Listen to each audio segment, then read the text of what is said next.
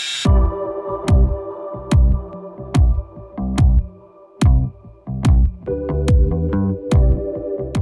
is the GH5 still relevant in 2021?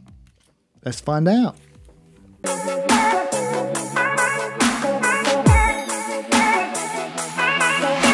Alright guys, Neil from Neilcoins Recording. Welcome to my channel if you're new, welcome back to my channel if you're not. Either way, as always, really appreciate you tuning into this video. So as I'm making this video, we are heading into 2021. So I'm going to be looking at the GH5 and seeing if it's still relevant in 2021. So when I first started out filming video, I started out with the GH4, which was an awesome camera, well ahead of its time. And then the obvious progression was to the GH5 when the GH5 came out. So that was 4 years ago in 2017, I think. So is it still relevant today in 2021? I definitely think it is, and I'm going to tell you why. So I'm going to go through some of the things that I think still make it a worthwhile DSLR camera for video in 2021. So firstly, I just love the size and the ergonomics of the camera. I don't really like big cameras. I'm not filming big budget movies at the moment. I mainly shoot weddings and music videos, and this is great. As a run and gun camera, the size, the weight, everything, it's just brilliant. I can stick it on my Ronin S and it won't break my back using it all day. Now the Ronin S is great, but it is quite heavy. So if you put a heavy camera on it as well, having a nice light camera with small lenses on the Ronin S makes it easy for me to get the shots that I want. And like I said, at a wedding, I don't want to be lugging around really heavy cameras. It's not my style. It's one of the reasons I've always shot weddings with the GH5. And this is more a personal thing, but because I've been using the GH5 for a while now, I know my way around all the buttons, and it also matches with my G7. So for a wedding, I take out two GH5s, two G7s. They all match up, they're all Lumix. I can match up the picture profiles and they're very similar. So when I get back home in post and I'm doing multi-camera sequences for ceremonies and speeches, I can match up the footage without too much effort. They all shoot in 4K, so I can set them to film in 4K, and then I've got options to crop in post. So yeah, the buttons, really easy to use. That's another reason I'll probably still be using the GH5 in 2021. One thing I've always loved about the GH5 is the flip out screen. I like the size of the screen. At weddings or for music videos, I rarely use monitors still. I still just use the screen. It's big enough for me to see what's going on, and I can get an accurate idea of the exposure and everything else from the on-screen camera. So usually I would be using a GH5 to film this vlog. I'm actually using a G7 today, so you can see what you're filming in the screen as well. It's a good little vlogging camera as well. So yeah, that's another thing about the GH5 that I love in 2021. The flip tilt screen is still a joy to use. But does it hold up with the other cameras in the DSLR market in 2021? Well, yeah, I think it does. Now there are definitely better DSLR cameras out there now that have caught up with the GH5 in terms of 4K capabilities. For a long time, it was the only camera that could really film 4K in a DSLR at 60 frames per second. Now we have the Canon R5 and the Sony a7S III. The Canon R5 is a full frame camera, shoots in 8K resolution now. Now, for me, that's no big deal. I mean, even in editing in 4K, a PC struggles and people still aren't watching 4K video yet. So being able to shoot in 8K is not really a deal breaker for me, especially for what I film. But it does film in 8K and it also does film 4K at 60 frames per second. In 10-bit, I believe. I'm not 100% sure on that. So yeah, it's a decent camera for sure. Then you've got the a7S III, which is a really popular mirrorless camera from Sony. The a7S II was always a really popular camera. Often went up against the GH5, but only really fell down in its 4K 60 frames per second capabilities. But now it does have the 4K 60 frames per second. It's a really nice little camera. I think it can even film up to 120 frames per second in 4K, which is amazing. Great in low light. Great autofocus, so it is a really great camera. Probably the only thing that the GH5 really beats the Sony a7S III on is IBIS, which I'll go into in a little bit. But otherwise, the Sony a7S III is an amazing camera. But here's why this is still relevant and worth looking at in 2021. The Canon R5 is currently retailing in the UK at around £3,270 new just for the body, okay? The Sony a7S III retails around £3,400. Now I'm not sure what this all is in US dollars, it's probably similar. That's not cheap, especially if you're wanting 2 or 3 cameras for weddings or music videos, that sort of thing. So it's a big investment.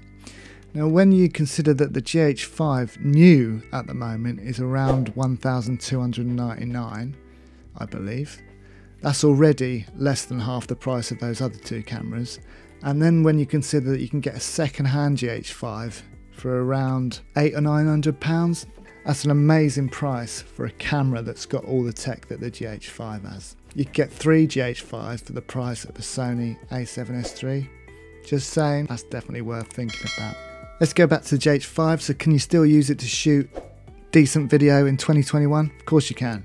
This camera shoots 4K in 10-bit at 30 frames per second and 24 frames per second. And if you want to shoot at 4K 60 frames per second, then you're going to be able to shoot in 8-bit. So slightly lower bit rate, but most run and gun videos, vlogs, wedding videos, 8-bit, 60 frames per second should be fine. So decent high resolution video with the GH5.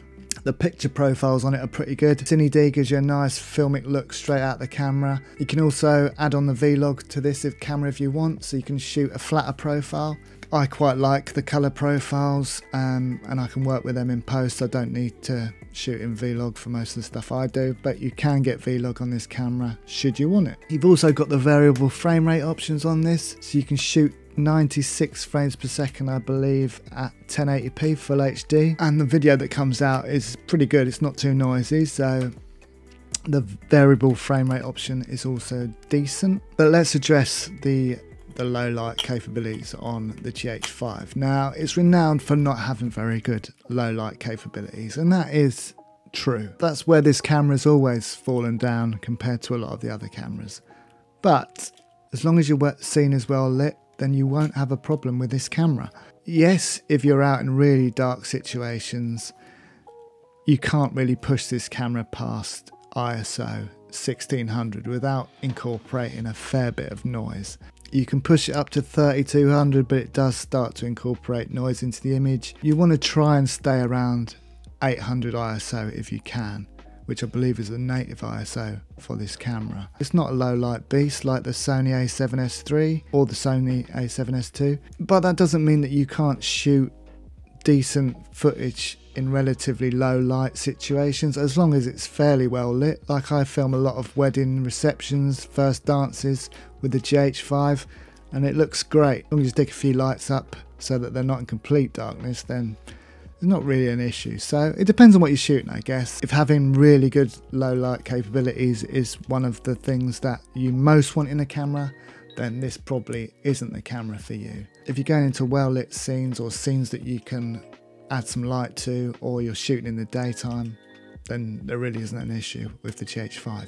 Which brings me on to the Metabones Speedbooster. You can use the Panasonic native lenses, which I use quite a lot with this camera, but you can also incorporate a speed booster into the equation. So this is a Metabones Speedbooster. Doesn't look like much, does it? But this thing actually costs around £500–600. And what this does is it means that you can pop this on your GH5 like so, and then you are able to use Canon lenses on your GH5, which is great because it means that you can use the whole Sigma range as well.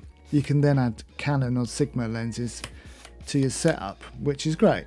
The native lenses for the GH5 are quite expensive. The Sigma lenses or the Tamron lenses are much cheaper. You get a Metabones Speedbooster, you can then use these lenses with the GH5. And what the Speedbooster also does is it gives you around an extra stop of light into the camera. Okay, this lens, it's not a Sigma Art lens, it's just a Sigma lens. It's a 17–50, so it's the equivalent of a 35–100, say, full frame lens. This is a 2.8 f-stop, but in effect with the Metabones Speedbooster it turns it into a 1.8 f-stop. So that really helps with the whole low light issue. Basically adding another f-stop to your lens. If you're using a 1.8 lens with a speed booster, you can in effect get it down to around 1.2, so you can get some really nice bokeh and all that sort of thing. If you've got a GH5, I would highly recommend getting yourself a speed booster. It gives you much more options in terms of lenses, but they are quite pricey, around 500 I guess. The lenses you can choose from will be cheaper, but it does add that extra price to the camera. Now you can get other cheaper adapters for around half the price, but they don't always work as well with the camera. Some of the information that travels from the lens via the speed booster to the camera, if you're using a cheap one, sometimes that doesn't work properly and you get all sorts of issues with using the lenses. So getting a proper speed booster is probably a good idea. But yeah, it's going to cost you some money, but it will open up a lot more options for you and introduce some extra light into the camera. So that's the speed booster. You don't have to have a speed booster, you can use the native Panasonic lenses. I use the native 12mm lens, which I've currently got on the G7 shooting this vlog. Use it all the time. f1.4, great little lens, use it all the time for my wide shots. 24mm equivalent, so great lens. Another one I use all the time is this 25mm 1.4 again. Again, it's a Panasonic native lens, equivalent of a 50mm. So I use these two primes, and then I use the Sigma, and I've also got another Sigma, but it's a zoom, so I can crop right in on people's faces at weddings and stuff like that. So they're the 4 lenses I use most of the time. Another downside of the GH5 is the autofocus. Okay, so if autofocus is something that you rely heavily on, again, the GH5 isn't the camera for you, because the autofocus on it is pretty pants. Panasonics have never been very good with it in terms of autofocus. I always focus manually, always have done. At a wedding, I like to know that I've got it bang on, so I always do it manually anyway. So autofocus for me isn't an issue, but I can appreciate for a lot of people autofocus is quite a big thing. If it is, then the GH5 probably isn't the camera for you. The A7S III is amazing at autofocus, I believe. So is the Canon R5, I think. It's got really good autofocus. This just hasn't. I mean, it does work. The autofocus does work. I'm using it at the moment for this vlog, but it's just not brilliant.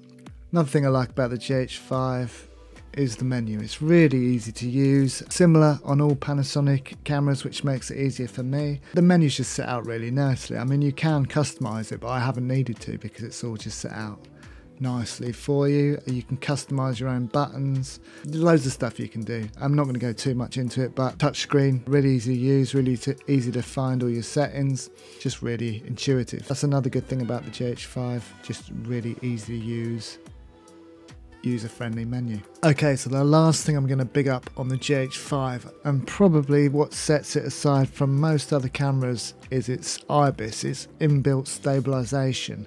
It's still second to none in the DSLR market, I think. The IBIS on the GH5 is amazing. You can do handheld stuff with the GH5 and it can look like it's on a gimbal. It's that good. And not only have you got the IBIS in the camera itself, but a lot of the Panasonic lenses also come with stabilization, so you can have dual stabilization with the GH5, stick it on a gimbal as well, when you've got super smooth footage. So the IBIS on the GH5 still sets it aside from most other DSLR cameras in terms of stabilization. So that's pretty good. So conclusion, 2021 GH5, is it still worth getting? I would say yes, 100% worth getting.